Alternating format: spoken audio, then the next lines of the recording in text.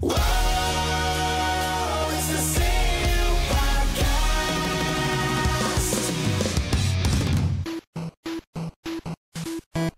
We're back for another CU Podcast. My nerd pencil fell for Tuesday, March 19th, 2019. Alongside Ian Ferguson. I'm here. I'm Pat Contry. Oh boy, do we have a beefy podcast for you all. Beefy. Breaking news right before we started recording about Google Stadia events. We have talk about game preservation, including we missed out on the UWC wrestling prototype last week. Somehow we forgot to put that down. Another NWC found. Atari VCS delay. Bully Hunter style game team to make sure your kids don't know how to play games anymore and piss them off. It's really weird. Scumbags of the week and more. Ian, what's been going on? Not a whole lot, Patrick. How about you? Oh, okay. Well, I ended a certain Super Nintendo Kickstarter. You can still pre-order Ultimate Nintendo Guide to the SNES Library at ultimatesnes.com or supernesbook.com, or I probably registered 3 or 4 of these. Any one of those you could SNES.com. Yeah, any combination. Yeah, you can go there. You can still get it. I have 3 reviews left to write: Super Mario World, Super Mario All Stars, and Super Mario World / All Stars, which isn't really a review. I actually streamed me playing through Super Mario World on Saturday on Twitch. My first official non-NES marathon game streaming ever, and it went okay. I almost had a meltdown because the USB controller wasn't working right. I couldn't get the analog the Super NT to work. The audio wasn't working, so I went fucking emulator. I just did that. It took good 6 hours to play through Super Mario World with all the alternate paths. So yeah, but it was fun. Yeah, it's a long game. Yeah.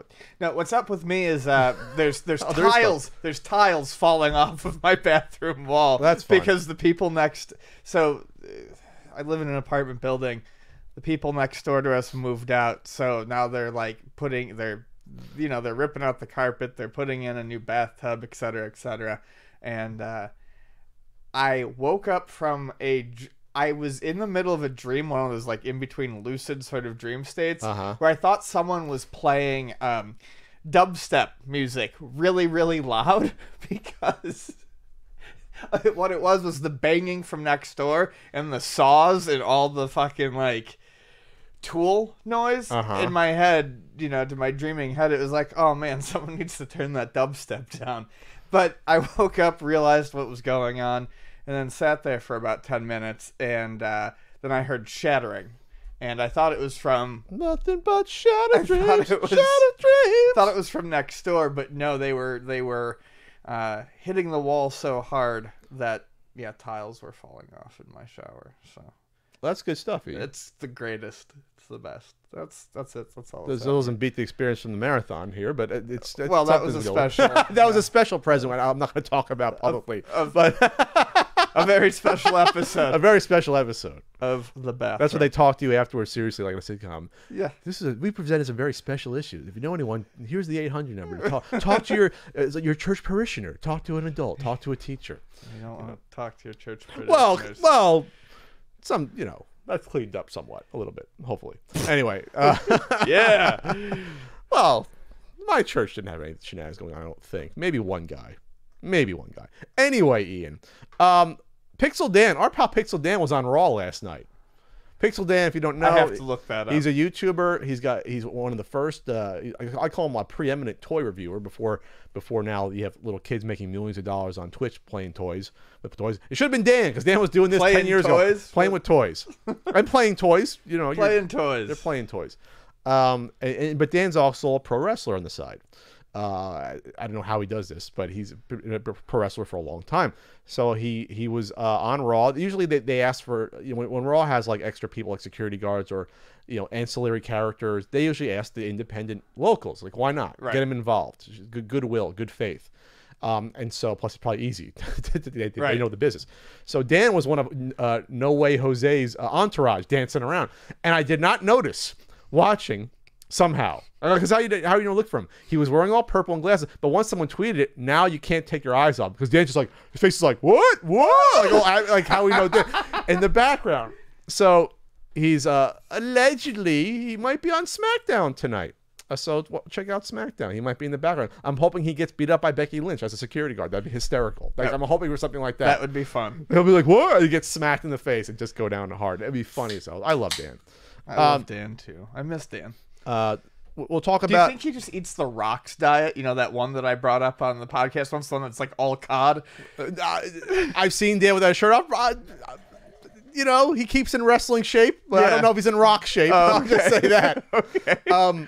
He's not in cod shape. With not in all 300 grams of cod a day. No, he's not. As a funny aside, Rock was in my dreams last night. Well, we all had some wild-ass dreams. No. It's probably related to the fact that I watch wrestling, but whenever I always tell people this. I don't have too many recurring dreams. I have recurring dreams of being in college, and I find out there's like an essay due the next day, like a 12-page paper I didn't start. You still get that dream? Yes. That's terrifying. I do not miss college at all because of that. I get dreams where I'm in grade school, my real grade school, and I see my bus pulling away, and I'm horrified. That happened to me twice as a kid. That's my other recurring. My third recurring dream is that I'm a pro wrestler who's never used. I never even get a chance to get in the ring. And and that happened again last night, but this time The Rock was in the dream because in my dream I'm still with the WWE. I haven't been there. I signed like 6 years ago. I haven't been on TV like in 5. And The Rock, so I'm basically become like Hurricane Helms because The Rock comes up to me and he's like, "Pal, you know WWE's gonna fire you. They haven't been around. What's going on?" I said, "The Rock." I didn't call him The Rock. I said, "Rock, they haven't used me in 5 years." And I said, "Thanks to you, you put me in a little program that was great 5 years ago, but they didn't do anything with me after that." Right. So that was my dream. Part of my dream last night. There was also a kid that drowned. I won't get into. That was horrifying at my old home back in New Jersey. But anyway, so that was that. Now we got some Disney MCU news. First, the Avengers trailer, the final trailer came out, and this should be for Endgame. This should be the model textbook. Yes, textbook. We don't want to give away too much, but still get your. They put on a goddamn clinic with that trailer. Yes. That was a trailer of all phrases and images from past movies and all shit from like the first 20 minutes of the movie, save for probably a few scenes. Yeah, because everything, a lot of it was callbacks or, you know. Or crying about half the world dying. Right. So it's early stuff. Yeah. It's early stuff. So I'm more excited for this than probably for, I think even more, I was way excited for Civil War more than I think Infinity War.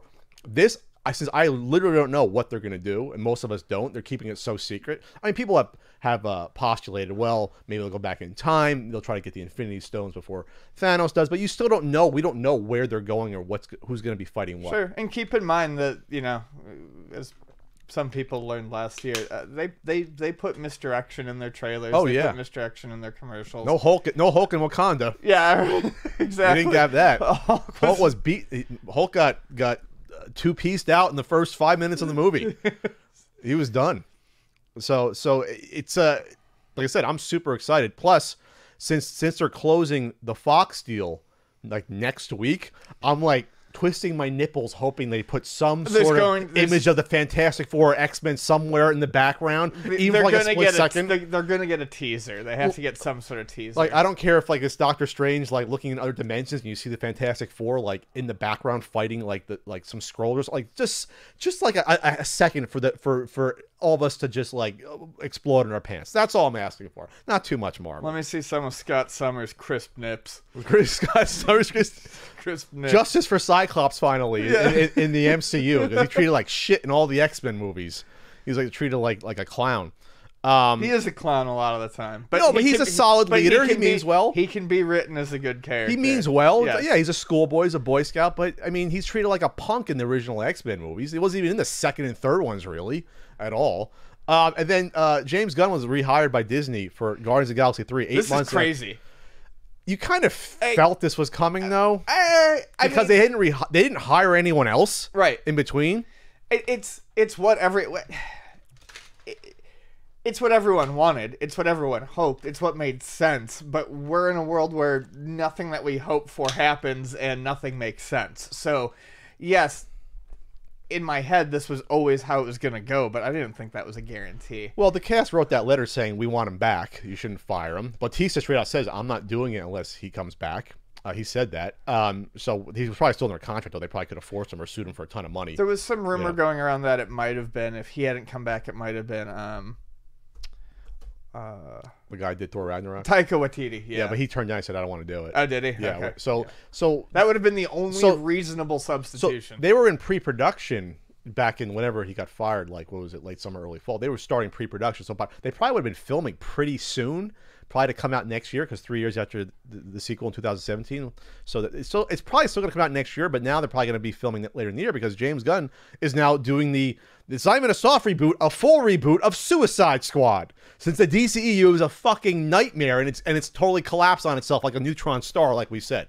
And people were saying, no, it hasn't. Yes, it has. Yeah. It's fucking done. The next Batman movie is going to be in the 90s? That's what they say. The DCU, it's like, and I realize this is perhaps just coincidence, but it's funny how they look at Marvel and go, oh, okay, yeah, we'll do one of those. So we just had Captain Marvel, with its 90s setting, and they're like, yeah, do Batman that way. I don't either. They probably didn't say that, but know. But they probably figured, well, Wonder Woman's in the 80s, the sequel coming out. These Avengers movies are doing well. We need that Justice League right now. We're going to rush it. Yeah, that didn't work. Oh, 90s? 90s Batman, please. So the guy who plays Cyborg, I believe, is out since we talked about it. They canceled the Cyborg movie. I think the Flash movie's been canceled forever. It has been, yeah. They don't know what they're doing.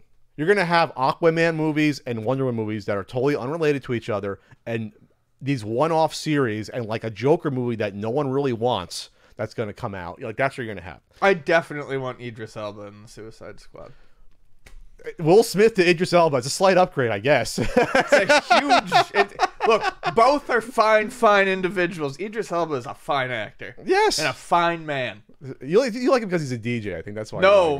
He's got a Netflix series now where he's a DJ turned nanny.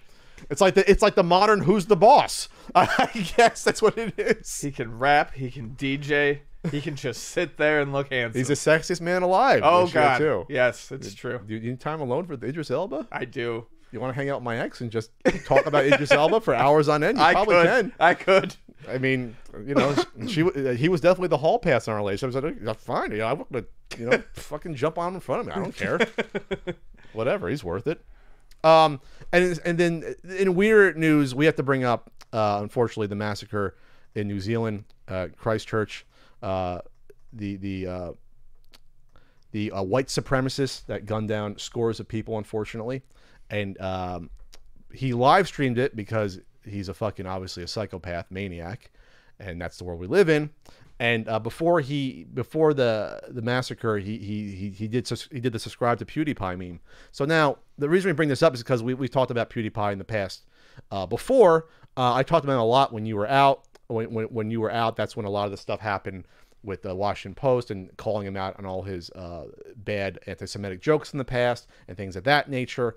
And what I said at the time, which I'll repeat now, is that there's a reason certain people like and follow you. There's a reason that like a white supremacist site like the Daily Stormer at the time, like PewDiePie was like the poster boy, like he was on their site, like he was like featured on their site because PewDiePie was looked at as, oh, he's our guy, he's red pilled, he's wink wink nudging our movement. And so when you have a white supremacist piece of garbage like this invoke your name, you can say, yeah, well, it's because of the meme of subscribe to PewDiePie versus the whole T-Series thing, which is a whole other dumb conversation I don't get into. But he probably likes what he thinks you stand for. And that's really unfortunate, just because now you're intrinsically linked to this event, even in that weird off-putish way of what this guy said before he went on his rampage. And I would just say this, because now Felix knows who we are, if he didn't before. And I'll say the same thing, is that you have to watch what audience likes you and why. Why are you being glorified by a certain audience? Why all of a sudden are you a poster child for a certain audience? You cannot ignore that. You cannot ignore the message you're putting out to the world when you're a huge YouTuber with like whatever it is, 90 million subscribers. You have to pay attention to what you do. You do. You have a responsibility. Oh yeah. Or otherwise, this shit's gonna get happen. I actually feel bad that he's now linked to this because obviously, you know, he probably feels disgusted about it. But this is the energy that was put out into the world. These are the things put out, and these are the people that got attached to you for whatever reason. Anything else to add? Or I don't want to do this today. No, I don't want to do this one. Okay. I agree with you know, largely what you say. Okay. The people who like you and the people who follow you are a good barometer of what you've put out. It's a good barometer of your message. Yeah. Indirectly or directly, it's a barometer. Okay. On to GDC news, Ian, the Game Developers Conference.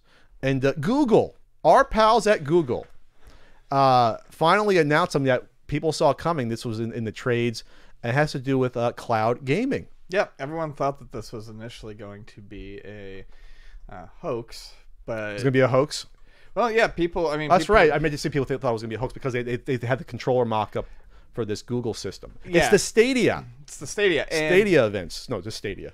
it is a streaming service essentially for gaming that Google's going to come out with, and there are already some examples of, you know, this sort of technology existing. The PlayStation Now program, for instance, is the streaming arm of the Sony PlayStation 4. You can log in, pick from, you know, PS3 and I believe now PS4 games, PS2 games, and they'll stream them to your system.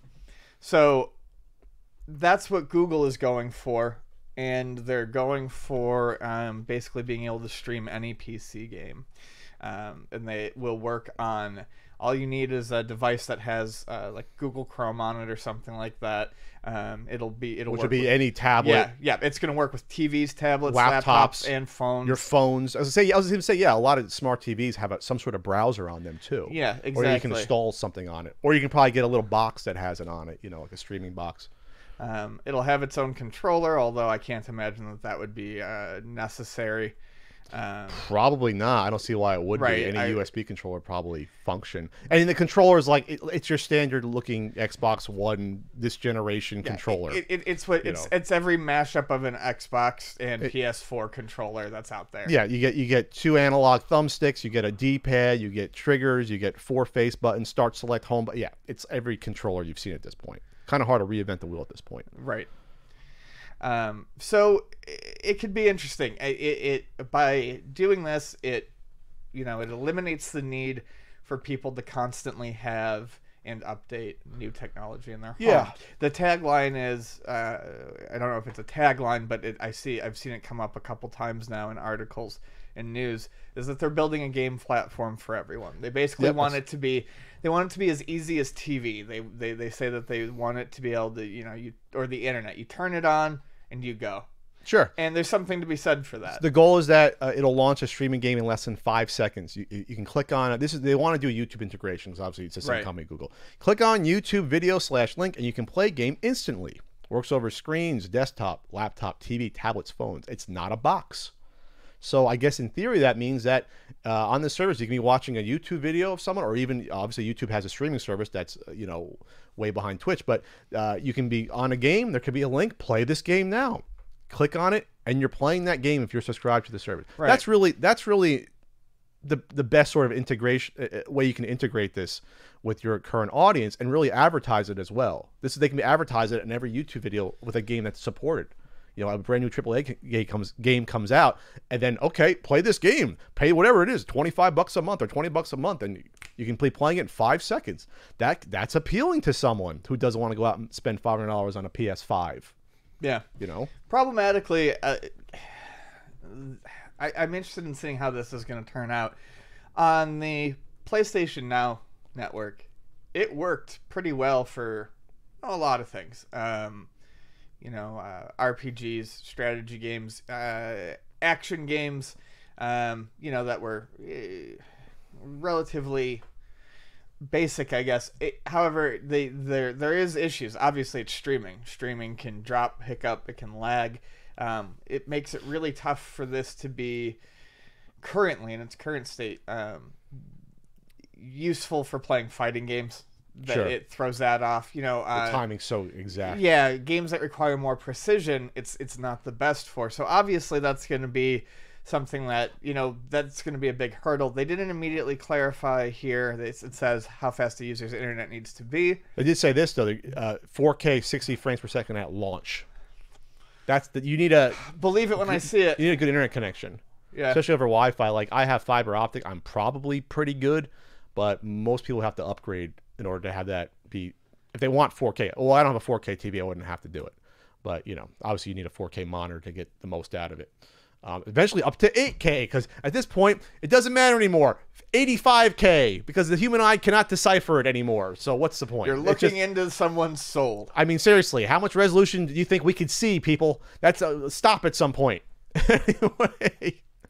So one thing that they mentioned is that you could also play games at points. So if you're watching a video and I guess it's configured, you can say, I want to play the game right at that point. Actually, that makes sense. Jump in. Yeah. That's weird, but it could easily do it. That it just turns things upside down, I believe. That changes how video games are played going forward if that becomes a thing. Because then all of a sudden, you don't have to wade through tutorials or first and second stages. You can just jump in and play where someone's at. As a purist, that bothers me, but I guess it's play however you want. Like Netflix, watch at whatever point you want. But with games, it's a little bit different. With larger games and whatnot, there's always if you're jumping in and taking their spot, their inventory is going to be different. Sure. This, that, and the next thing. That makes sense. But I guess it's more they want to push the interactivity with YouTube, because Twitch is a competitor. So really, this would be something perfect with Twitch. But they're not going to be doing it with Twitch, right? Which is where I question why not? Because Twitch is going to be a huge audience for something like this. You can get streamers on board to use this. Might as well do both. You might as well do it, even though you don't own it. You might as well buy in and work something out with Amazon for that. Because why wouldn't you want the biggest Twitch streamers like our pal Ninja? Why would you want him using this directly and say, hey guys, you can if it's a multiplayer game, hey guys, how about 5 of you join me right now and play right here? Right. I mean, everyone would go out and buy. I mean, everyone would get it or ask their parents because they don't have credit cards because they're all 15. Right. But you know what I'm saying? Like the advertising's built in. YouTube is so far behind with their streaming service. I mean, people do use it, but the biggest people are all on Twitch, as far as I know. I don't even gauge who's on YouTube gaming. I don't. Right. That was sort of like not a field experiment, but they didn't catch up with that. Yeah, this is going to be, it's going to be an interesting price point. I don't think they announced that yet. There's going to be a Google Assistant integration with it, asking how to get past parts of the game. That's interesting. The controller is a standard controller. It looks like the same thing they do with any new system. It looks like the same one with the Atari VCS, which get into just different colors. Mm-hmm. There's an instant share button for YouTube that'll be on the controller. Oh, they put the Konami code in the back of the controller. That's kind of cute for whatever reason. I'm not sure why they would do that. Did they? I don't see that. There's one of the pictures on the Twitter moment. Oh, okay. They put it on for, I guess, for funsies in the back there. For shits and giggles. You can use a console, PC, tablet, smartphone, or any device. That's great. List of partners they have. I don't know who these people are. Oh, Unity. I can't read some of the other ones. Oh, Unreal Engine, huh? Not an Unreal Tournament game. Okay. They want to bring back couch multiplayer. Split screen gaming will take toll on performance for each player's view. That's very interesting. Yeah. That's very interesting. There's just some way that you can play the same, squad-based shooter game and then split out your own individual screens. That's a game changer. Yep, that's cool. I'll give them that. Let's see what else. Any other highlights? We parental controls. So this is just brand new. It's launching in U.S., Canada, UK, and most of Europe. I'm guessing they're going to gauge who has the infrastructure to handle this. Yeah, you can't launch it and then have people bitch about I can't play these games. Right. So, and this goes back to where we are with the internet, even in this country. Yes, if you live in a metropolitan area, if you live in San Diego, if you live in a major suburban area, your internet should be fine. If you live somewhere maybe in the Midwest, somewhere maybe off the beaten track, you're out of luck still, because there's some places where you still can't get more than you have to get satellite internet in some areas still. So it's going to take a while to get fiber optic everywhere. Google Fiber is in a lot of places. We have fiber optic laid by Cox Cable in this area. We're okay here, but this won't be for everyone still. Right. So you have to really have to see what your areas can support. And like I said, I think like you said, they didn't even say what's the minimum speed you need. For Yeah, which I have a feeling that's going to be relatively high. What do you think the price is going to be per month for something like this? I don't think it's going to be cheap. No. For any game that they license, it's $30 a month, 40 a month. 30 a month is what PlayStation charges. So you think it'll be around there? I have a feeling, yeah, because they can look at it from a business perspective and say, okay, it's 40, but they also need to have, PlayStation Network on top of it. So I think they could probably find a way to make it $49.99 a month. And also, I guess it depends on what obviously they want the best games to attract people. And at this point, obviously this would be a coup if they can get games that were at some point just exclusive to a console and get them on the streaming service as well. Then that's a game changer. Because we spoke about that, I think, in the past about that be a possibility in the future about, all right, well, you're streaming PC games, sure, but what about console games? Right. And getting them on board. And at that point, it's like, okay, we really don't need any more game consoles, which is what Microsoft is probably heading towards. We thought already. Yeah. Like I think Microsoft basically is saying, well, okay, we can still make money on, but we're not. It's not our business anymore. Right. Just Sony and Nintendo, and Sony's probably going to be shit out of luck eventually too if this picks up. So, all right. Anything else to add here? Nah. No. I think I might be on board for this because I don't like the idea of buying a new console every 2-3 years. I just don't. Or upgrading my PC every year. I'm getting too old for that. I'm not in my 20s anymore. I'm tired of buying $800 video cards. I'm done. I'm into the idea. It needs to be proven to me that it can work. Sure, we got time. We don't know when it's going to come out yet, right? Did they reveal that? No. Okay. I don't believe so. Probably next year. We'll see. Okay. Yeah. So we've got game preservation news. 2 bits of game preservation news news when it comes to game preservation. One that we should have talked about last week. You want to start with that one or yeah, I mean, we'll start with that one. So the one that we missed last week. I don't know how we missed it because we both talked about it beforehand. Yeah. And we just didn't put it down in the topic. It was very exciting. It was right after the marathon. That's true. Excuses. So UWC Wrestling Prototype. So UWC was Universal Wrestling Corporation. This was that weird period when it was like NWA right before WCW, before it transitioned to WCW. They were figuring it out where it was going. So Universal Wrestling Corporation, which I don't even know, was that even like a TV show ever? I don't think so. It says so. It's called UWC, which stands for Universal Wrestling Corporation, the placeholder name that was used by WCW during its purchase by Ted Turner in 1988. So we're talking probably like a 6-month period of time or something like this is going to be our name. That, oh, no, we're going to go to World Championship Wrestling. Right. In between. So, which I used to watch on TBS, by the way. I watched some good old WCW in the late 80s, early 90s. Oh, yeah. I saw the first Clash of the Champions. I saw that Ric Flair Sting match on TV when it went to the draw at the end when he had him in the Scorpion Deathlock. Oh, yeah. And Ric Flair was like, no, and he didn't give up. And that was my first time I saw Sting and Ric Flair, I believe. Yeah. It was like, what was that, 89? Something like that. Yeah, something like that. So it was discovered by Stephen Reese, a.k.a. Archon 1981. He was a YouTuber. Got a hold of the copy of it from... His ex-Nintendo employee. A former Nintendo employer. Mm-hmm. Yeah, who was given the game for testing simply because apparently that guy liked wrestling and he just held on to it forever and never got rid of it. The ROM will be dumped online soon so that anyone who wants to check it out can. It looks a little bit like the WCW game that ended up coming out. However, when you watch it, it's not. It's noticeably missing some things like the power bars and it's and a different game. Yeah, it's a different game. Which the sprites, just the wrestlers themselves have a slightly similar look. And this is why it's interesting. It's interesting because originally I believe the employee just figured, oh, it's just a prototype for the WCW game. It's not. It's a totally different game. No one knew about this game. Like, this wasn't on anyone's radar. Yeah. This wasn't like a game like Bioforce 8 that you heard of for a long time. They finally found it. This was like, holy shit, this is a new game that we didn't know about. That's pretty much finished. Yeah. So I don't know how this slipped under the radar. This is one of those tales of game preservation where, if no one from the company tells you about it or keeps records, it gets lost to the annals of time. And so when you look at it, it's eight wrestlers. You can do tag team, right, or single player action. And who are the wrestlers we got here? We got So there's Road Warrior Hawk, Road Warrior Animal, Bobby Eaton. I think it's Stan Lane, not Lex Luger, for the Midnight Express, right? Ric Flair. Sting. Sting? You want Sting? Sting's got to be in there. Yeah, it's Sting. Okay. Top row there. And then who's the other guy there? I can't find the full list right now on it. Yeah, Bobby and Stan Lane from the Midnight Express. I think it's that. Barry Windham. That's right. So these are like the bigger names back then in NWA. Sting was still pretty new, but he got very popular.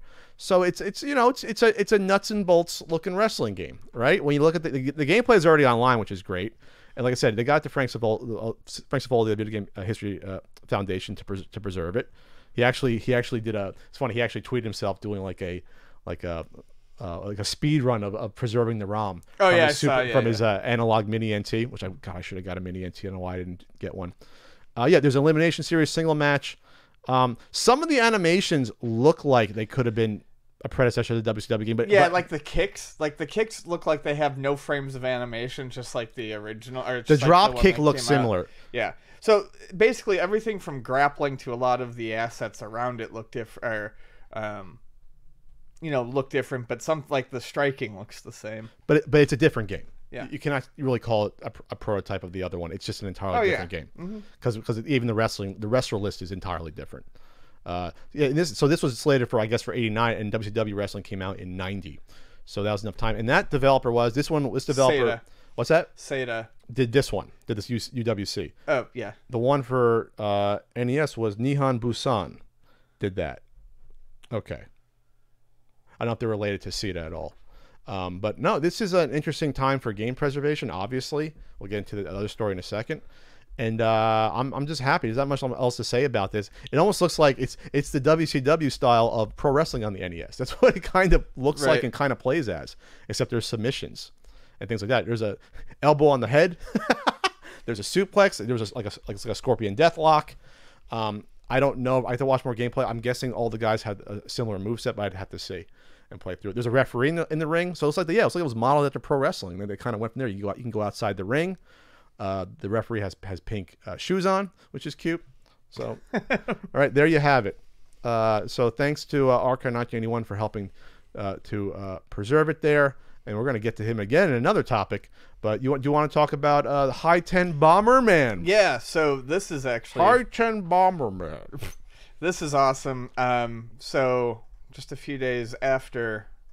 it's like a week after that happened with UWC, Frank Cifaldi of Video Game History Foundation tweeted out that Takeshi Maijin, the main character in Adventure Island, the famous guy who could fire off 16 shots in a second with a controller. Could he really? Yeah, that's what the shooting. And he was a model for Master Higgins. Yeah. He was the lead character in Adventure Island for Master Higgins. He sent the long-lost Hi-Ten Bomberman game disc to GamePres, which appears to be a game preservation organization in Japan. Oh, interesting. This is crazy because this game never got a official release. Explain the game premise. Explain it first. So basically, Hi-Ten Bomberman is high-definition 10-player Bomberman. It was only used for the summer, well, for the most part, only used for the 1993 Summer Caravan. I think we've talked about these briefly somewhere on the podcast before, but a Hudson Caravan was like a touring competition that went around in the summers in Japan. And they would make up games for some of these. Yeah. Okay. And they would, so usually there was like, that's like where... Actually, Recco is a different one, but summer caravans and summer carnivals were the touring like game competitions. So you would always find like special games made for them to bring people out. So for this one, it was Hi-Ten Bomberman. Hi-Ten Bomberman uses high definition technology at a time when that was basically unheard of. NHK, which is the broadcasting corporation over there, one of them, had a lot of, I don't know, I guess faith or stock in high definition stuff, so they wanted to show it off to the people. So so HD TVs were like a new concept. So this was almost like just a a proof of concept to show you this is what the future is going to be. Right. So the TVs that it that it was run on were multiple $1 million televisions in terms of price. Yeah. And the system that the game ran on it's custom hardware. It was basically powered by 2 PC Engine core duos as well as other things. And it was stated that those systems cost up to $2 million each.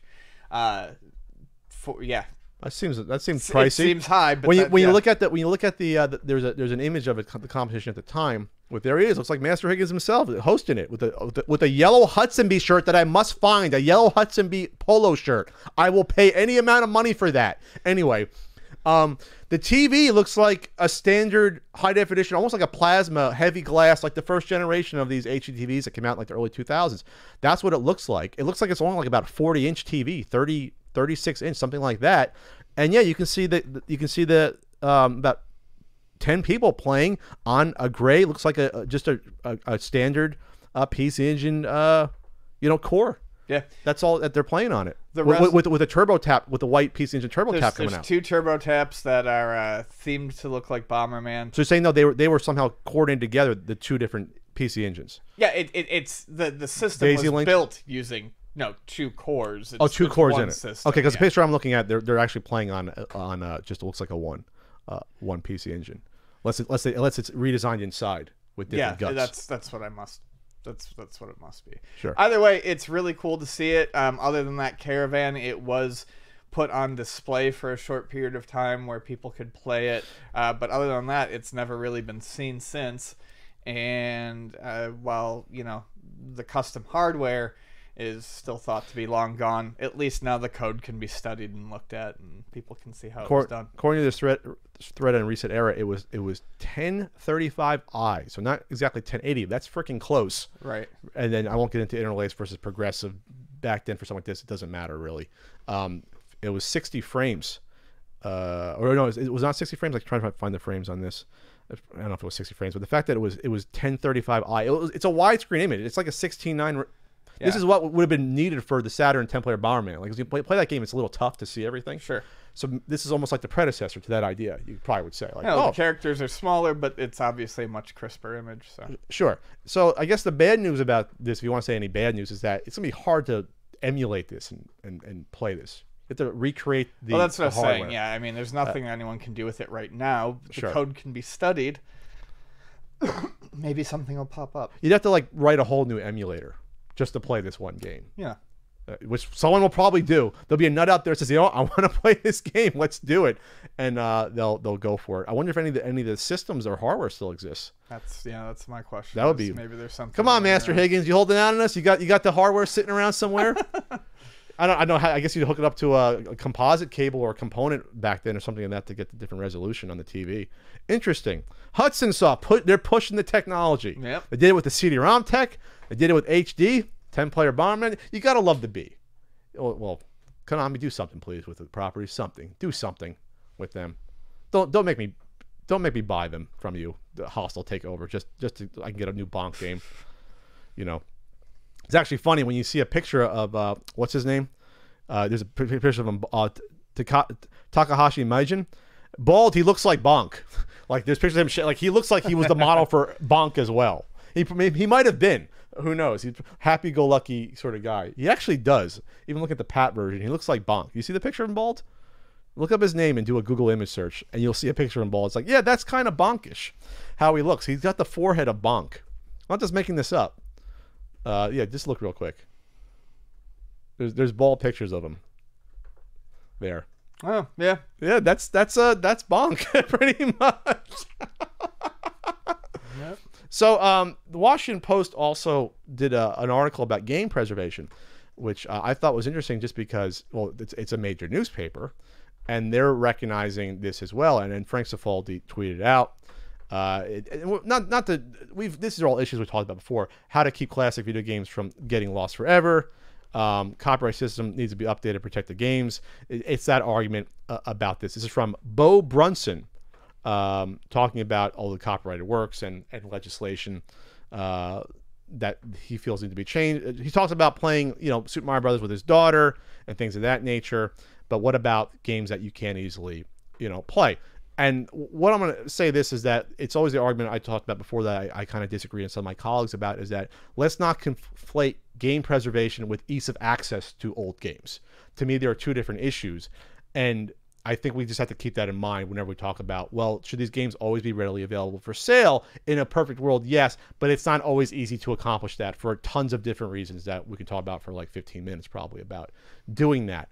And I will say this, is that going forward, we have to worry about, I think, more for the digital games that won't be available in physical hardware. The 30-year-old games, don't worry about it. There'll be a way to play those forever. We already have them. Let's worry about the newer ones and what to do about that. I think that's really more my issue, is people worry about these games from the past not being easily available to buy still. It's like, well, let's worry about the games now that are going to disappear once the servers are shut off. That's really the ones you have to be concerned with. Let's figure that out. And Ian just is still looking at pictures of Master Higgins. I was looking at some Master Higgins, yeah. Okay. You know where I stand on this. We've talked about sure. it. I stand more towards the ease of access. They need to be around. But, yeah, I mean, it's fine. We'll figure it out. So, speaking, Ian, new topic. Speaking of Archon 1981, I'm somehow, when this stuff comes up now, I got to talk about, like, I have knowledge of this stuff when it's happening, whether it's these prototype sales, whatever else. But Archon 1981, I didn't know it was his name because what's his name? Steven just comes up on Facebook, and he says, "Hey, Pat, I'm just wondering, how do you get an NWC cart through security?" And I'm like, "Oh, okay." I put it in my backpack, and they're not going to do anything with it. And I basically asking why. I basically said, "Are you the guy buying the one in Seattle?" Because this is the time was about the same. And he says, "Oh, no, I'm buying a whole new one." And I'm like, okay.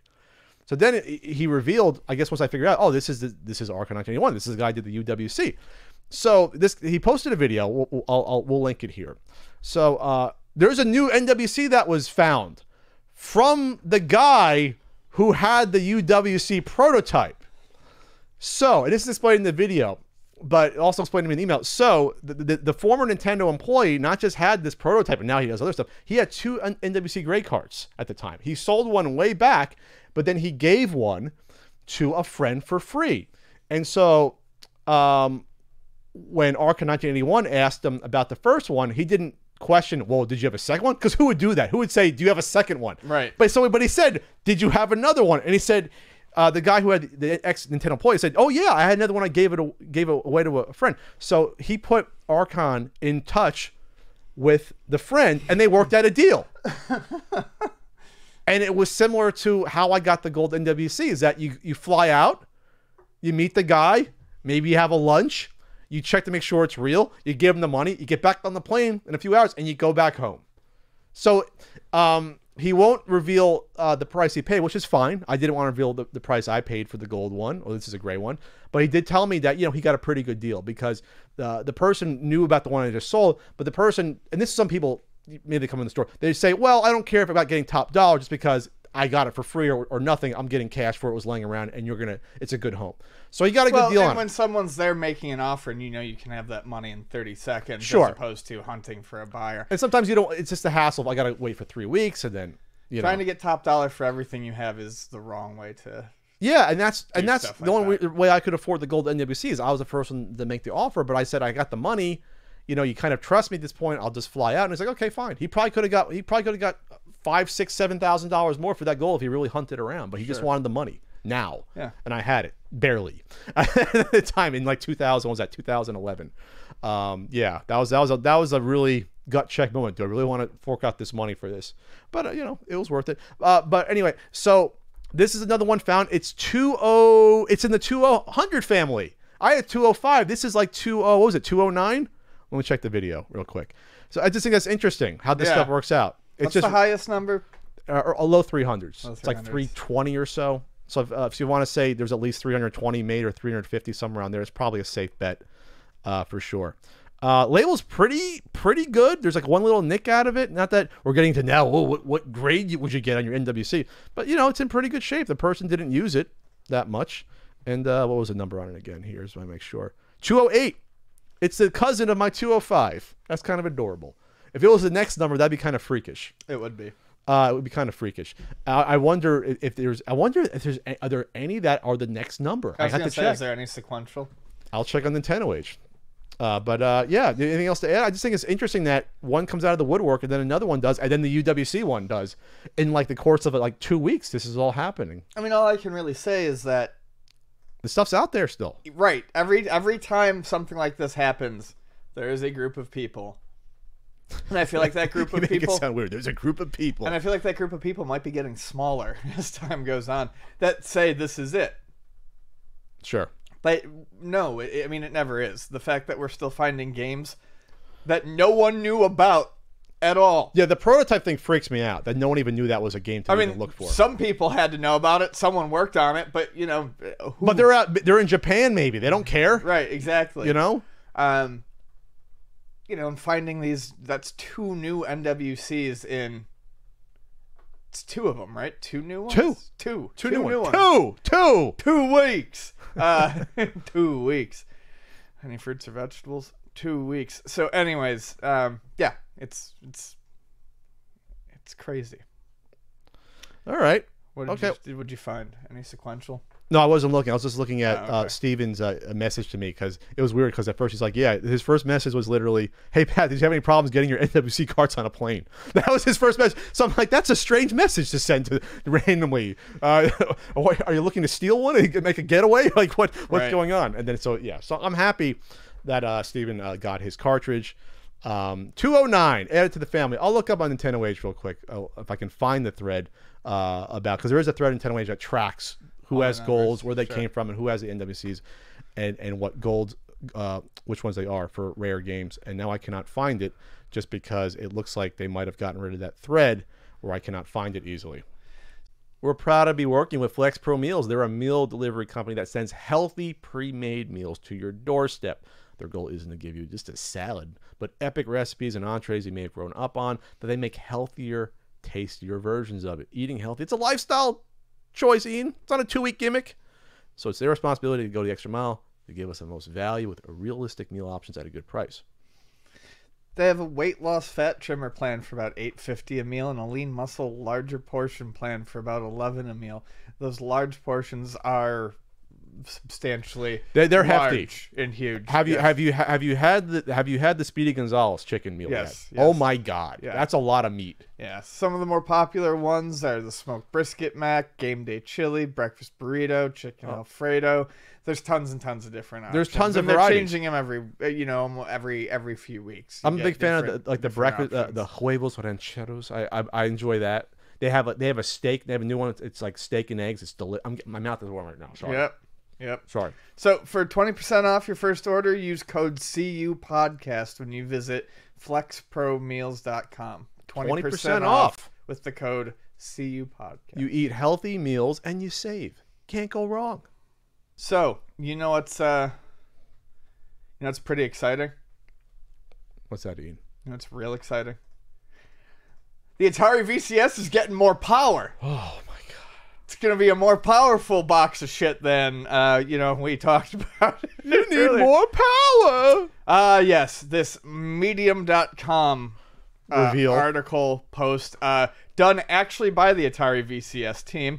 I'm like, why does this sound like an advertisement? Oh, because it is. So, the Atari VCS is going to now be powered by a 14nm AMD processor featuring 2 high-performance Radeon Vega graphics architecture and 2 Zen CPU cores. What does that mean, Ian? It means that it's replacing the old model, which was a Bristol Ridge. That was the family.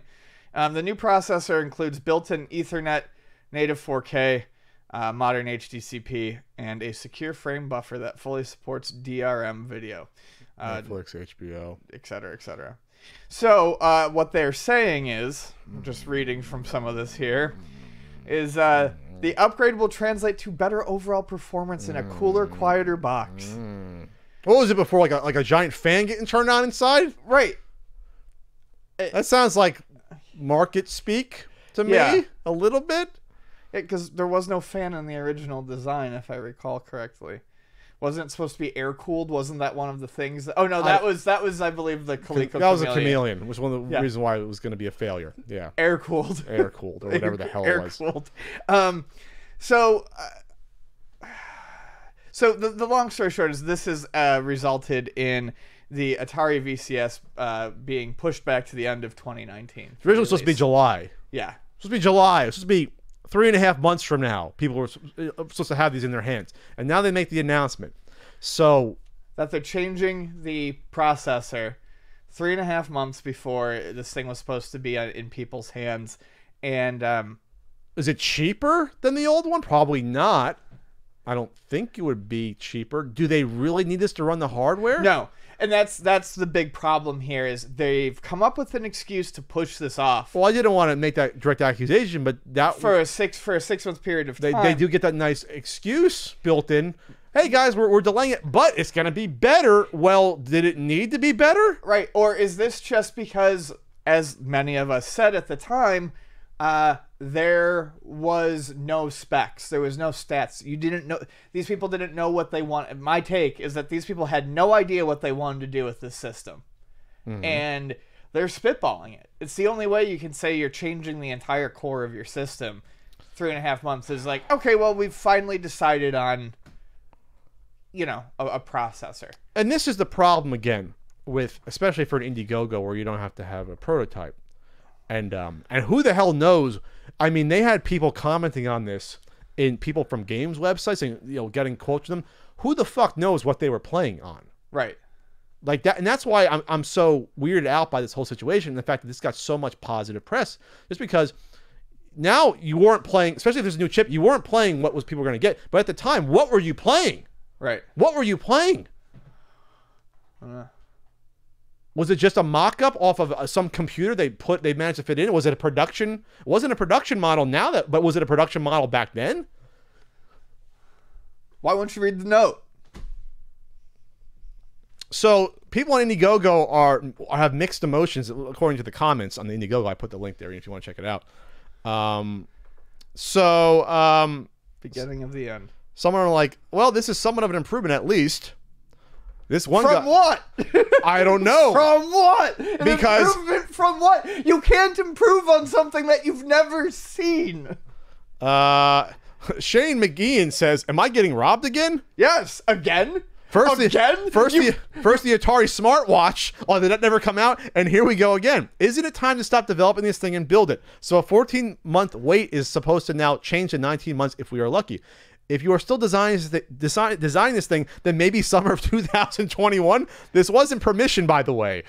Well, they got your money. They can do what they want at this point. I mean, this is the danger of pre-ordering a system from a company that has no experience with this thing because it's not the original Atari anymore.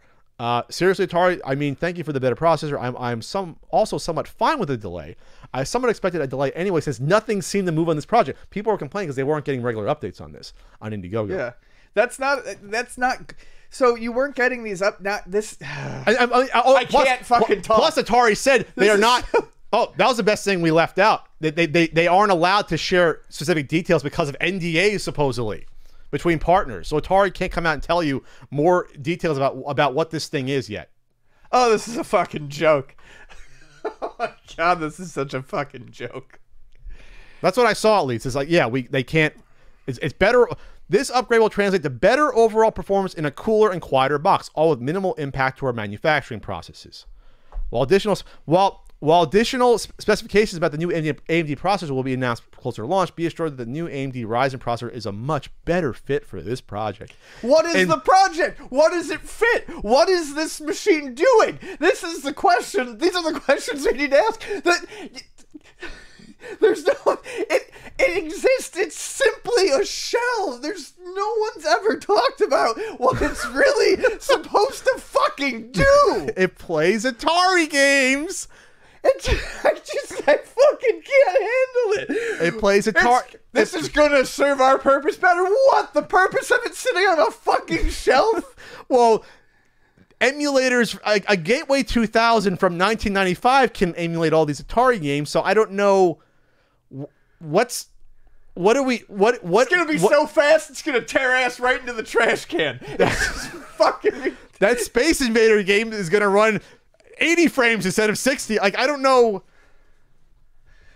What are we doing? What is like Killer app Hastroids at 120 frames per second. 8K Hastroids? Like, what is? Who's buying this at this point? Not just buying this concept, but who's in for this still? We're making it better. It's gonna do it better. It's gonna be great. What's it gonna it's the best do system. better? It's gonna be the What's best system. It's gonna fucking do better. It's gonna do it better. It's gonna do what? What is it gonna do? It's gonna do it real good. We've got the best processors in there to make sure that it does the shit the best. What is going on with this? And oh, by the way, they raised $3 million. As an aside, $3 million. Before I had the classic joystick is $50 fucking dollars. Ian, we covered this last year, buddy. $49. I'm getting all mad about it again. $49 for it's a $10 joystick. It's $10. That's a $10 joystick. It's $10 less than the modern controller, and it has half as many buttons. Half as many buttons. It has a tenth of the buttons. It has one button, Ian. Classic means one button. Yeah, see, I know it's disconcerting to get this. Before I had the odds of this coming out as 3-2, so favorable odds. I'm giving this now 2-1 odds this even comes out. 2-1, which I could maybe even say 4-1, but I'll say 2-1. I'll still think this is going to come out. I still think so. I still think. I don't know about you. 2-1. Yeah, it's like that's like 50-50. I still think it's going to come out. Well, we're improving its ability to do the thing. No, 1-1's 50-50. 2-1 is actually not. Fucking play 120 bullshit ports of goddamn Atari games that you don't even get to use the real controllers with. It's going to come with free games. So this should not be. Fuck. And this is why when me and Ian are pessimistic about this stuff is because we are never proven wrong on these things. We have yet to be proven wrong. Until I am proven wrong on one of these fucking things, one of these emulation boxes that don't blow up when you plug it in, one of these concepts that actually comes to light and is what is promised, we will continue to be pessimistic about this and say, be very careful with your money because your money is not something to be thrown away willy-nilly on shit that is hard to pull off. Doing a new console is not like, it's not like, I don't know, putting together like a sweatshirt. Or kickstarting a fucking t-shirt. I don't know, something, or a book. This is a lot more complicated to do. We're upgrading our console before it comes out. It's gonna do 5 times the stuff. The book's delayed for 7 months. Upgrading the paper, different paper, more stuff. It's gonna do more. We discovered a new paper stock that we got to go back to the drawing board. I'm gonna put my fucking fist through a screen here. Let's move on. Okay. All right, Ian, this is a topic that you added to the docket. You feel very powerful about. You feel very. This is this is weird. This is dumb. So we have. Okay, so there's a supermarket called Aldi. It's big in the UK, I guess. We do have them here. I lived directly across the street from one in my second apartment. Okay. And for better, it's a great place. Okay. Everything is fucking cheap as shit. Like, super cheap.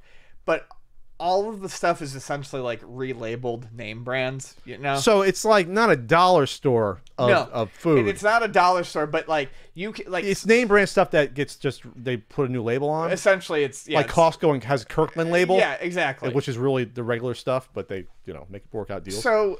Aldi is great for that. I used to be able to literally reach into my couch, grab change, and go across the street and be like, okay. Literally. Yeah. You've literally... You literally went into your couch and used that money. I literally did that once. I lifted up my couch and there was about $2.50. I'm a firm enforcer of using literally properly since people don't do that anymore. I literally did it. Okay. Carry on. Couch money. My permission. Bread, cheese, grilled cheese, done. But, so it's very cheap. Apparently it's a bigger store in the UK, more of a normal supermarket, and this is what they're doing. New ad campaign. New ad campaign. They are putting together... Tea Time Takedown. They are putting together a team of gamers. Hey gamers. Similar to the Bully Hunters, if you would heard of the Bully Hunters. I've heard of it. Where basically these... gamers will go online and kill your child online They're hired mercenaries. They're hired mercenaries to beat up your kid online so that they will quit playing, give up, and go to the dinner table. This is wrong for so many goddamn reasons. One, this is co-signing and endorsing. There's a trailer on YouTube, by the way. Oh, really? I didn't see it. The motivation for this campaign comes from this is from this article on Dick. It's bullying. The motivation for this campaign comes from the brand's own data, which claims that 38% of British children refuse to sit down at the family dinner table, with more than a quarter of UK parents blaming online gaming for this phenomenon. This trailer raises a number of questions, at least how the professional players will manage to match up in the same game as the target. According to the terms and conditions, the target must accept an invitation for the esports pro gamer to join their game. So what is it, like a different hub then? Yeah, because then how would you find them randomly? Yeah, it's kind of tough. Like so the first thing is this. So you have to lie to your kid and say, "Oh, I found you an online buddy to play," and then that kid will be so. First of all, there has to be a lot worse, but then not get frustrated enough, but then not kick that player out of their game eventually. Right. Is it trying to teach them a lesson? Maybe this is a futile waste of my time in a weird way. This is a bunch of wrong-headed dick swinging by Aldi, and I don't like it. Stick to selling your discount broccoli. That's what I'll say, right? You don't really go there for produce. You definitely go there for your canned goods. Your ramen, your canned goods, your canned goods. Chicken noodle soup, your Campbell's. But yeah, I don't know. Pro gamers are being drafted from Veloci Esports. It's weird to me that I have a couple things to say. One, it's kind of fucked up. That's kind of like co-signing and endorsing online bullying. You're paying someone to harass your kid until they give up. Well, not harass if you just get a spanking at a game, yes. But it's encouraging if your kid's on the playground playing basketball. Let's hire a professional. Let's hire LeBron James to destroy your kid 21-0 in a game. It's fair, but it's still crappy to do that. Yeah, it's crappy to do it. Two, try fucking parenting. This wouldn't be an issue. What's parenting? I don't know what that is. It wouldn't be an issue if you taught your kid boundaries and respect, and that dinner time is dinner time. Yes. And parents also need to understand to a degree, people, at least the ones that have no like real concept of gaming and online games, that if you're gonna let your kid play online games, the idea of stop right now and come to the dinner table doesn't work. Give them a 15-minute heads up. Yeah. Give them a 15-minute heads up and say, hey, I know you're playing online. Hey, champ, we're eating in 15 minutes. Hey there, Ace. I knew a kid that his mom would call him champ in front of all of our faces, and we were like, oh, God. Oh, no. God, one of those. Oh. Yeah, I felt really bad for the kid. The kid became, I think he was almost a pro golfer anyway.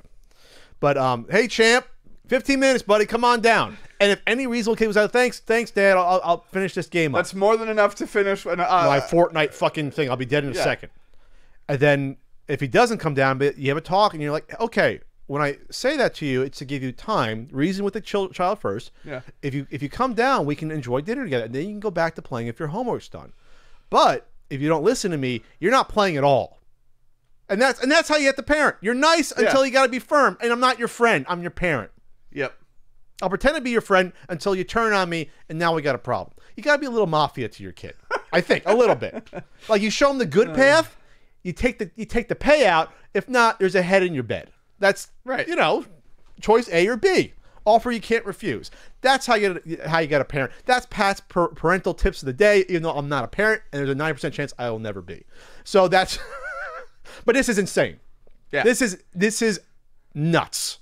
I can't picture any parent doing this, but maybe there's parents that are afraid of parenting, and they'll do that.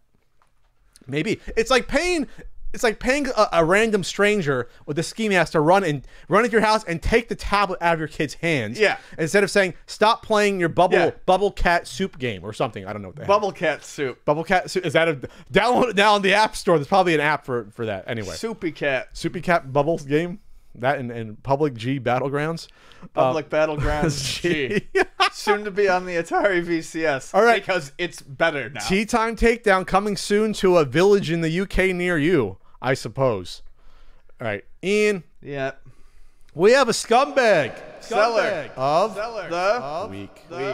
This is week for a scumbag seller of the week, Ian. This is an eBay seller starting over 1118. Selling digital versions of not a certain NES guidebook. decide the copyright to that, I can do that. Digital versions of all Nintendo Power issues from 1988 to June 2001, issues 1 to 145, for the very low price of $24.99. Whoa, that's pennies an issue. Digital download, which you cannot do this, by the way, even if it was legal. I don't think you can do this on eBay. Yeah. Not physical copies, PDF download link. I am offering a service to download every Nintendo Power issue from when the Nintendo Power Series magazines first started in '88 all the way to the middle of June 2001. Why not just all of them at that point? You'll need a lot of space on your hard drive to download. This is all in caps, by the way. You need a lot of space on your hard drive to download the file and a fast broadband internet connection. Also, check to be sure you do not have any internet caps and are capable of downloading large files through your internet service provider. Why don't you just be like the last company so week and put them on your PC for you at that point? Yeah. The listing is in red caps. The listing is not for a physical copy. Nothing will be shipped. No refunds will be given because of not reading the listing. You are purchasing my service is providing a download link to access the books. Here's the link. You're not buying any actual books. Wow. Okay. But then when you see the other items, Ian, he's selling Nintendo Player's Guide, just one, for the cost of actually buying the Player's Guide for real. $19.99 for the Super Mario All-Stars Nintendo Player's Guide. The digital download. Yes. Wow. Yes, Ian. The Donkey Kong Country, remember that guide, Super Nintendo Guide? $19.99 for giving you a download link. Killer Instinct, same thing. This is insane. Somehow he's selling a WWE Network account. I'm not going to ask what's going on there, but he's selling it. How about the Legend of Zelda Oracle of Ages / Seasons Nintendo Player's Guide digital download for $19.99? Totally on the up and legit, not doing anything wrong. The Street Fighter 2 guide, which I don't think I've come across that. Nintendo put that out. Street Fighter 2 Turbo Guide. I did see that. Yoshi's Island Guide. I think I have that one. I definitely don't have the Street Fighter one. Yeah. And he's selling like NES classics on the side. That's real. And things like that. This is just, first of all, it's illegal. It goes against terms of service as well. And it's just garbage to do that. Yeah. It's just garbage. Yeah, we've seen a lot of scumbag sellers in the past, while that are, now they're selling services. Services. But your service is illegal. Your service is an email link to a torrent. Yeah. That's your service. You will need to get BitTorrent. Are you going to walk me through that? Or is it just like, a WeTransfer link? Or is it a fucking Google Drive link? Going to hold my dick and tell me how to do all this? Okay. That's extra. I don't know, Ian. He's always selling the real Goosebumps complete collection, but the real ones. So there you go. If you want a Goosebumps collection. You sure they're not photocopied on the fucking napkins? On napkins. Don't wipe your face after having that beef chili by accident. That bratwurst chili. FlexProMeals.com. Use code CU Podcast. Save 20%. It's delicious. It's delicious. It's a lot of beef. A lot of fucking beef. A lot of protein and fat. It's no carbs. You go keto on that. Anyway, anything else to add? This is almost charming in its I don't know, brazenness, to do something like this, to sell a PDF download link to something. Next, we'll find a certain NES guidebook as a scumbag sale of the week. I actually had to take someone down off of eBay. eBay was very cooperative. Someone was selling a digital download. Oh, wow. For like $5. So I was like, all right, I'll take it down. They're very cooperative for copyright, for stuff like that. You fill out a form that's lickety-split, it's done on that. So, all right, well, there you go. Starting over, 1118, you are the scumbag seller of the week. All right, Ian, we have Tales from the Game Store, which is probably not the most popular segment. If our careers weren't over, this would be people would be loving these. Yeah, it's a shame that no one's hearing these. So, I'm sitting at work. It's probably, I don't know, 11:30. It's slow. It's like a Thursday. And I'm getting some stuff done. I've had some customers come in, and long story short, Traeg ends up coming in. So Traeg stops in to, we're chatting business, we're transferring some stuff. And we were talking about how there was a guy who had dropped off a system. Okay. The previous week. No, he came to pick up a system the previous week, and he took it home, and he said that it wasn't working and that the disc was all scratched up. But when we looked at it, the system had been sitting in the back of the store for over 6 months, almost a year. And, there was nothing wrong with it. We tested it. So he brings it back. We test it. The system works fine. The disc itself is scratched. It's a Grand Theft Auto 5 disc. And he's saying that, basically that, something that we did caused the disc to get scratched. So we asked for like the paperwork or whatever. And he's like, I don't have it. And we noticed that it was fixed like a year ago. And he goes, oh, well, the reason it took me so long to pick it up was because I was in jail. Okay, the guy brought you a system. He brought us a system to get repaired, ended up going to jail. And then it's like almost a year later, comes to pick it up. Okay. Then says that it's our fault because the disc is scratched. What system was this? This was a PlayStation 4. Okay. PlayStation 4. Yeah, PlayStation 4. So, anyways. So it's well out of warranty because he was in prison. Okay. But Treg doesn't want to... Treg's just like, fine, fuck it. So he opens it up, takes a quick look at it, essentially. There's nothing he can do. Talks to the guy, whatever. Sends it off. That's it. So anyways, he's telling me the story about how this ends. About how they couldn't fix it, and the guy, ended up, taking, I think, like a refund or something like that, just to get him out of the fucking... Let's get him out. Just get him out of our hair. So then he goes, oh, by the way, did you read this? And he picks up a letter that was sent to Luna. Trey had a letter. Yeah. It had been sitting in, like, behind the counter where the mail sits for probably about 2 weeks. I had seen it, and I was like, no. I said it wasn't addressed to me, but it was an envelope with, like, it was handwritten in pencil on the front of it. We occasionally get letters like that. Sometimes they're compliments, sometimes they're complaints, sometimes they're strange letters to me. Handwritten letters or typed up. So, anyways, Trey goes, well, sort of related. You should read this. Hands me the letter. So I open it up, and we'll call the guys Bert. Bert. Okay. That's not his real name, but we'll call him Bert. Bert's letter starts off, hello. About 2 years ago, I was a customer at Luna Video Games, and I ended up with store credit. I think he said it was like $15 in store credit. I am currently in jail with no one else. Could we please take this store credit and could you convert it into a gift box in the prison? He wanted us to take his old credit and convert it into commissary money in prison. Wait, what? How are you supposed to do that? He provided an email address where you can go and you can choose to like put money into a prisoner's account. It's okay. So that was basically it.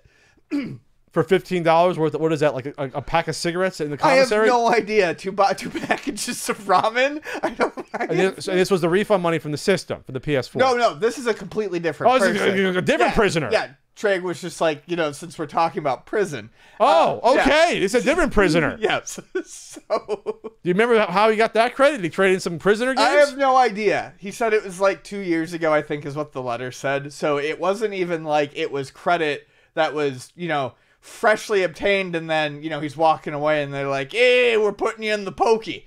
No, that's not he wanted Traeger you to go online, go to this commissary website and put money into his account in the equivalent of $15 and tear up the credit. Yes. I would have did it for like $5. All right, you want $5? I'll get you a couple of combo snacks packs. I mean, I'll do that. And for funsies. I'm looking at it and I'm like, oh yeah, this is crazy. This is real wild. And Treg's like, no, you really have to like think about it for a second. He's got the time to remember his credit because he's like in prison. Because he's like, so much weird shit happens here. He's like that. You kind of get numb to it. He's like, but this is truly fucking crazy. This man is in jail asking us for snacks. There's a lot of stuff that goes on in jail or prison that you got to worry about. Handwritten letter, pencil. He needs a friend to, maybe. I don't know. Maybe there's someone else to buy him a pack of cigarettes or whatever else he bought at the con. What do you buy at the concert? Like candy bars, I guess. I don't know. You like get fruit? You buy like fruit and you buy like food and snacks. Dry ramen, I know, is a big one. You got a big one in prison? Yeah. Dry ramen. Can you make it in your cell? You can make it in a coffee maker.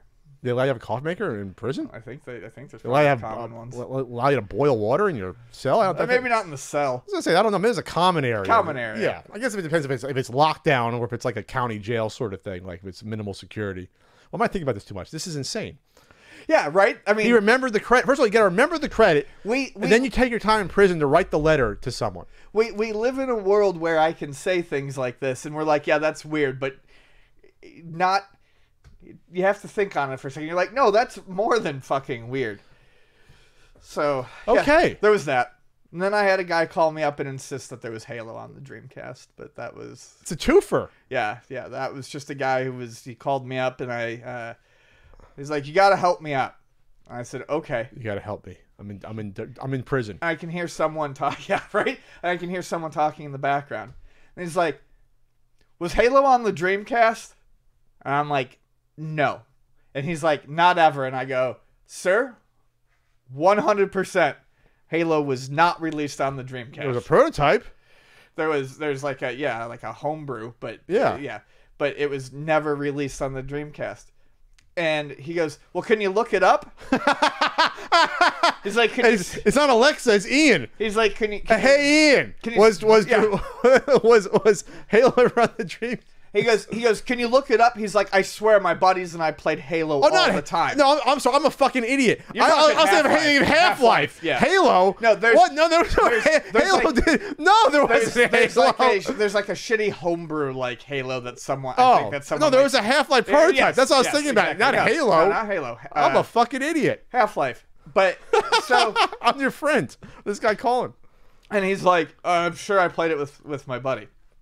I'm like, no, and I can hear the person in the background. It sounds like I'm gonna look this up. Dreamcast sounds Halo. like a woman or like a young person in the background, and I hear the voice go, I told you, and he goes, no, I know I played it.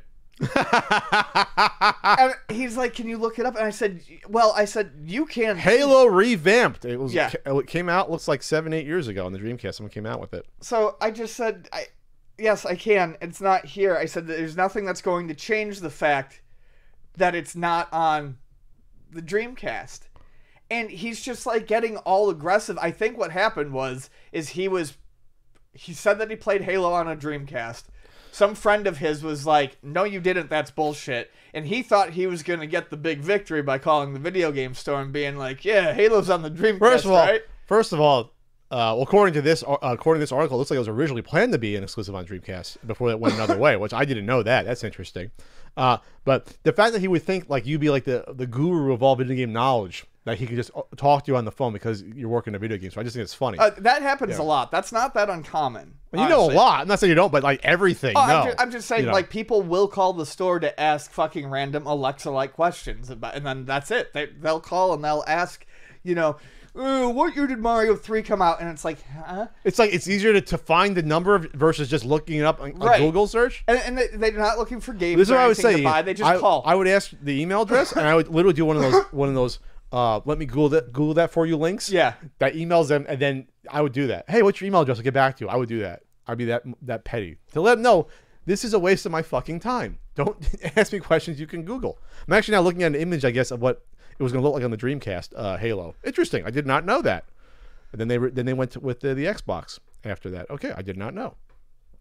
So it wasn't an exclusive. It almost was on the Dreamcast. It seems like interesting. You like these twofers we have here for these tales from the game store. Ian, we have a Patreon Q&A. How do you access that? Patreon.com/CU podcast. Man, it's like clockwork now. You get some writing, you get some hangouts, you get all the access to the whole. You get the podcast. full video podcast. Yeah. Remember, this is an audio podcast, and then we break it up for you fellows. For the algorithm, we break it up. I don't know. Or actually, no, some people put the whole podcast on there, but we gotta keep the lights on in Castle Country here. For this what do we got? Here. All right, what do we got? In third place at 20%. Do you think that Twitch streams are the future of presenting content? That was actually Kate's suggestion, so I put it on there. The movie, second place. The movie's hanging on. What would a CU podcast movie look like? 27%. And number one, runaway hit, 53%. popular vote. What retro game console would you want an entire library of? No questions asked. Ian, take it away. This was your idea, I believe. No questions asked. It would probably be PC Engine, but I would... Is that 700 games about? Between CD and card, I think so, yeah. It'd be real tempting to say yes to an entire Genesis collection. Really? Yeah. Just because? I love the Sega Genesis, but I don't have... You have a flash cart to play them all right now? I have the shitty flash cart. You don't have the I have like Crix one? I have like the lower end of the Crix one. You don't have the newer one? Right.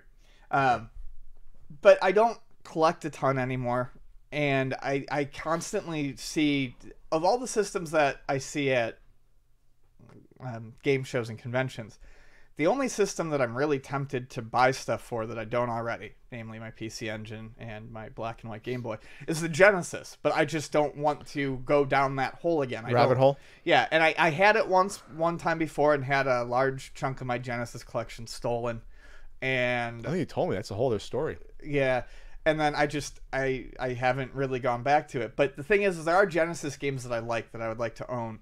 But, you know, honestly, doing the effort, actually collecting, finding the storage space seems miserable. So, yeah, if someone was like, yeah, you've got the whole collection and it's in a room there and it's not in anyone's way, that would be what I would take. Would you want to look through my collection before I sell off some of my Genesis stuff? I got some decent stuff. I don't want to buy it. I got Felios, I got Truxton right there. You stop. Maybe would take Truxton. Oh, okay. Now I'm tempted. I got some weird esoteric. I have Wardner. It's a weird ass one. Yeah, it you is. don't find too often. And the funny thing about the Wardner one, the reason that comes to mind is that I found it at a convention. It's a very uncommon game. You don't find it. And I found it, and I'm like, this looks cool. I checked my list. I didn't have it. I came back later. It was gone. I came back home. I had it. It's one of those weird things that, like, I did have it. This happened to me before. This happened with the Hurricanes on the Super Nintendo. This is an aside. Where I was like, I think I had this for some reason.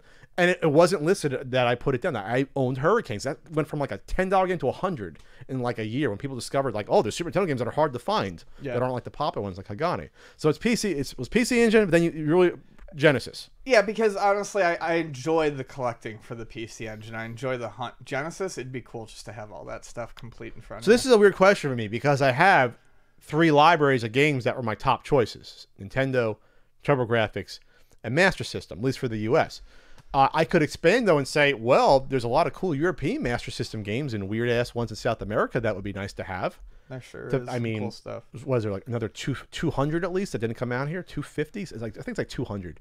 You know, I have a couple like Operation Wolf, but I don't have like the Mortal Kombat that came out. I don't have like the, Sonic 2, and I don't have some of like Sonic Spinball, whatever the hell else came out. Street Fighter. Yeah, I don't have all this weird-ass, crappy Master System games. I would like to play some of them.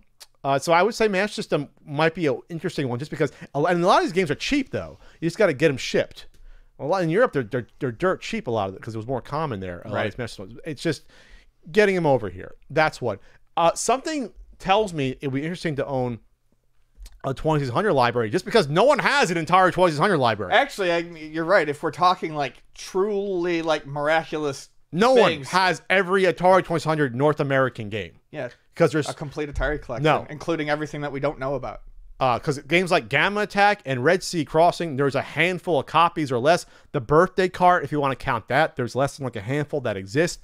Yeah, it's a weird, and of course the fucking air raid. There's like less than 15 of them that exist, or there's not a lot of them. So those are games that big collectors like Rich Weiss have almost all of them, but even people like that don't have all of them. So it'd be almost like a feather in your cap. Yeah, I got every. Plus, they're just fucking weird. Knowing that this game was like hand soldered in some guy's basement, and he sold it in a magazine that like 8 people saw and like 4 people ordered. It's just there's a weird part of gaming history that locks me on to that part of it. Like this is like in its most infantile form, home video games. Like right before it blew up. You know, you have people making them. This is the last time people were making them and releasing them like that. Like, no one's making Switch games in their basement and releasing them. You know, like it's not one-man operations anymore. I mean, you have independent games that get released physically, but it's different than how that was. It was literally a one-man operation. It appeals to me, the Atari 2600, and to that extent, I'd probably get my potato probably be jealous if I did that. So he's a big 2600 guy when it comes to that. Yeah, I think those are the two for me. Those are the twofers that would appeal to me the most. But that Master System thing, I think I'm basically winding down on my collecting career. I might go out and get some of those weird-ass Master System games just because it could be fun to have them. Yeah, might as well. And a lot of them aren't that much to have. You just got to find like a buyer to ship them over for you. All right, thanks for that Patreon poll question. Patreon.com/CU podcast. So we've got a Q&A this week. It is... Oh, boy, this is a fun one. Yeah. Oh, boy, I got to find the Twitter thread. Oh, boy. It is... Oh, boy. Yeah, it's gross. Oh, boy. It is from Aaron Bossig, at Aaron Bossig. Talk about the Polymega mudslinging at Analog despite the Mega SG releasing earlier, cheaper, and doing a better job, while Polymega still hasn't shown off the prototype or the unit they specified during the pre-orders. Okay, so... This is so bad that I feel like it has to be a work. This has got to be some sort of fucking... It's almost like a parody account. Yeah. So this is what happened. So Polymega has been pretty quiet for a while. By the way, if you search Polymega on Twitter right now, someone suggesting it as a topic for us is 4 down. Yeah, no, I mean, and then find the actual Twitter thread. Sure. So they announced huge update coming next week on March 12th, and they show this chip, 970 Evo chip. A graphics chip, I guess. That sounds like it's a graphics sort of chip or something, or graphics card. So you click on it, and then, wow, it's hard to follow this thread. Oh, this is how it started. This guy named Adam says, if it's not FPGA support, I'm not listening. They replied, this is their official account. Get smart. FPGA on its own is fraught with limitations. The makers of the Mega SG even tried to blame Sega for the technological shortcomings of their, in quotes, amazing FPGA system. Wake us up when it's compatible with 32X and 32X CD and don't have to spend extra $100 on a dying Sega CD. Retro RGB replied, lashing out at Analog totally makes sense, seeing that as their Super NT and NT Mini were phenomenal products, just like your, oh wait, that's right, you haven't released your Raspberry Pi yet. Good luck using slander as marketing. I'm sure no one will figure it out. Polymega came back and went at Analog for their little digs about saying this is no bullshit fake hybrid emulation, which Analog did say. That's fine. They did, but they were right to call out Polymega about that. So Polymega has obviously some heat with Analog, their competitors directly. They said in this reply, Polymega, fact, Mega SG doesn't play 32X games. Ours Genesis module does. End of story. And then it gets worse. Retro RGB says what I says. Who says it doesn't play 32X? Once Analog releases their RGB adapter, I'll test. There's no reason it shouldn't work. And the good thing about the firmware updates to FPGA, they could have support for that. Yes, exactly. My guess is, according to you, that it doesn't matter because I already play a 32X on my iPhone. Pro tip, hire a marketing person, not a Twitter troll, and it just degrades from there. Yeah, exactly. My argument is, who the fuck cares about the 30 to 40 32X games when I'm playing the entire Genesis library perfectly well with an FPGA, which can be better than a RetroPie device? That's my argument, first of all. Sure. Yeah, that's a very small price to pay. It's at some point... Who fucking cares about 32X support? People like seeing an underdog fight back and win. It has, by the way, it has Master System support perfectly on the. Yeah, but this is not an underdog. This is the sort of hitting back that would be great if this company was actually under any sort of siege, but they're not. They're just being pricks. They're being loud babies. They made a decision that was. They were yet another team that had a pie in the sky idea, and there was going to be modules and FPGA, and they made a bad calculation, and instead of just scrapping the system and saying we can't do it, they said we're going to use hybrid emulation, we're ditching the FPGA, which means that this is just a fancy, more expensive Retron 5, essentially. This is doing very similar things to the Retron 5. With modules. So don't be upset when what you initially pitched was something that people might have been interested in, and it no longer is now. You cannot sit here and it doesn't matter how many times you say that it's better technology. You can do it until you're blue in the face. You can't just claim inferior tech is the better tech and walk away from it. That doesn't work. And then they doubled down. Someone said, feed me, daddy. Baby wants his Sega games in HDMI. So good. And then someone named Matt says, Mega SG. Polymega says Mega SG doesn't play 32X or 32X CDs, but enjoy. That's what you're going to hang your hat on. Superior FPGA versus emulation for the 700 game Genesis library. That's bullshit. But worry about fucking Sega CD games that Sega CD /32X games that no one cares about. I mean, the thing is, really playing it as close to perfect as possible is. And by the way, Analog has put out products. Right. A stream of products for years and years and years. Not a bunch of bullshit and, in so puffed up, statements.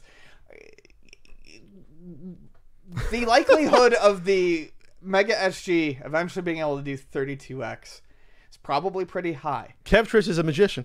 At which point, the Polymega cannot fall back on. The only thing they can say is that we have a CD drive support. That's the only they can say. But I'm sure they can figure out a CD drive though. To hook so they onto the can't analog. fall back on that. It's absurd. I would rather be able to play the Genesis library near perfectly than emulate and have the 32X and 32X CD available. Mm-hmm. Do we want to preserve that? Yeah. Are there things that might be fun on there to play every once in a while? Sure. But acting like this is some sort of incredibly important distinction is ridiculous. But it's all they have to hold on to because they know their tech sucks. Wow. Now you have people defending it. Well, this, they're saying bad things like, well, you can't use a flash drive with your Mega SG. It's like, why not? I can use a flash drive with the Super NT. Yeah. It reads it fine. It reads it as like a normal system would. What's the difference there? Yeah, this is not good. This is just awful PR. Yeah, it's just terrible. Even if I don't agree with the way the system's gone, and people don't, and they have the right to be upset they changed FPGA to emulation, you cannot go after people like this. You can't. What if this comes out and it's a success? And then people are turned off. And then and it's a minor success, but then, it goes to move mainstream and people look at how shitty and unprofessional the company was. Yeah. And by the way, there has not been a lot of updates. No. Look at their Twitter. They reached their 500,000 goals like 2 months in September. They show them playing some sort of prototype with someone, Peter Kitsch, in October. And then from there was an update February 12th. Got an idea for an NES game? Want to see it on Polymega? Use NES Maker software, which we talked about. It's great for some contest. So there's a 4-month period with no update, really, for something they took over $500,000 for. No update, but a huge coming next week. This is awful PR. Yep. I mean, that's all I can say. If I wanted to support this and thought it was a good idea, I would still say this is awful PR either way. Oh, yeah. So, yeah, I don't know. There's no way you can say that's good PR, even if you. Oh, they had a ton. Whoever's running this account, they had a ton of responses on March 12th. I mean, this is like they had like 30 responses that day to everyone, and that was a month between their last response. By the way, between February 14th and March 12th, they just went. They're arguing that don't worry about the Mega SG. No, worry about the Mega SG. It's gonna be a hit because the Super NT is fantastic. Yeah. From what I hear about I wish I had a mini NT. I wish they did more of them. I really wish I did. I'd buy a mini NT. I should have bought one. I should have. And Ian's gonna get the Mega SG. Right? I might get it. Maybe. I might get the Mega SG. It's gonna be worth it to me. I'm certainly not getting a Polymega. Certainly not. Okay. Fair enough. Fair enough. All right, that's it for this CU podcast. That's that. We got a lot packed in like an hour and a half. Yeah, that was economical. Was it an hour and a half only? I got hour and 15, I think. No, it was not an hour. It could not have been an hour and 15. We were going. That's the one bad thing about OBS that doesn't tell you the run time of everything. And we started somewhere around quarter after. So. Well, all right. This was. I feel like high five, Ian. Yeah, I don't know. That was a weirdly. And Ian's already packing up. Even the podcast is not over. I don't know why he does. I thought we're still going. But we're talking about final times. Final times. You can't wait. It's like you running to take a piss, like back in 2013. Check out ultimatesnes.com if you want to pre-order a Super Nintendo book. The NES book is not to alarm you. The NES book is running out of copies, but I will do a third print run. So don't get one from a reseller. That happened the first time. I had to call some people charging too much money. The one did sell for over $100. Yeah, and then I'll be streaming on Twitch a little bit more here and there, but definitely after this podcast I'll be doing it. So Ian wants to get out. Ian hates my presence. All right, Ian's gonna go home and write what's your next NES review after you update the other ones. What are you gonna do? I think it's F1. F1. F1 built to win. Oh, built to win. I was like, what? F1. I don't remember F1. Oh, go for it. All right, for Ian Ferguson, I'm Pat Contry. We'll see you next week. With my hair probably cut a little bit. Next week.